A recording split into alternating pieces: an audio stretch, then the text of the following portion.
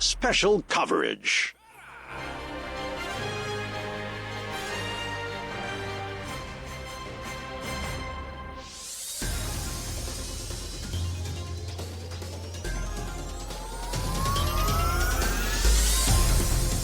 Para sa detalye ng ating mga balita, campaign jingle patok pa rin sa pangangampanya sa Dagupan City.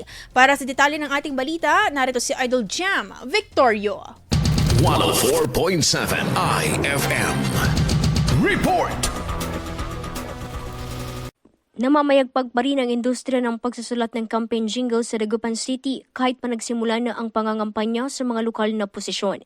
Sa prem ng IFM News Dagupan kay Ron Zamora, isang singer-songwriter sa lungsod, Desyembre pa lamang ay nagsisimula ng magpagawa ang ilang kandidato ng jingle o kanta na magagamit sa kampanya upang manuyo ng mga botante. Ibig sabihin, tiwala pa rin ang mga kandidato na malaki ang tulong ng campaign jingle upang maihalal ang mga ito sa inaasam na pwesto.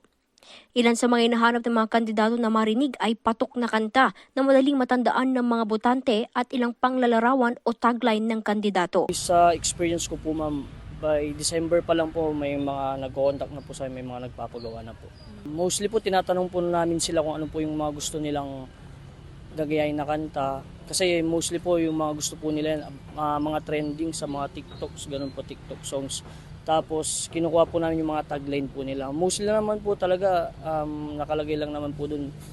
Tapos kailangan banggitin yung pangalan nila, numero, ganun po para po talaga ma-remind sa mga tao. Umaabot ng 12,000 to 15,000 ang singil sa mga kumakandidato bilang councilor, 15,000 to 20,000 naman sa vice mayor at 25 to 30,000 pesos naman sa pagiging mayor, kabilang na ang copyright o pagmamayari sa kanta kung hango sa release na kanta o original na composition ng artist. Yung iba po kasi ma'am, ang nagpapagawa po sa amin, parang sariling beat na lang po namin. Hindi po yung sa gagayahin yung kanta, ganun po. Like sariling instrumental na po namin. Pero same price pa rin po. Kaugnay nito, patuloy na umaasa ang mga campaign jingle composers sa lungsod na tangkilikin ang kanilang gawa sa halip na magbase sa artificial intelligence. Kasama mo mula dito sa IFM Dagupan, ito si Idol Jam Victorio. Tatak, IFM. IFM News. IFM News. IFM News.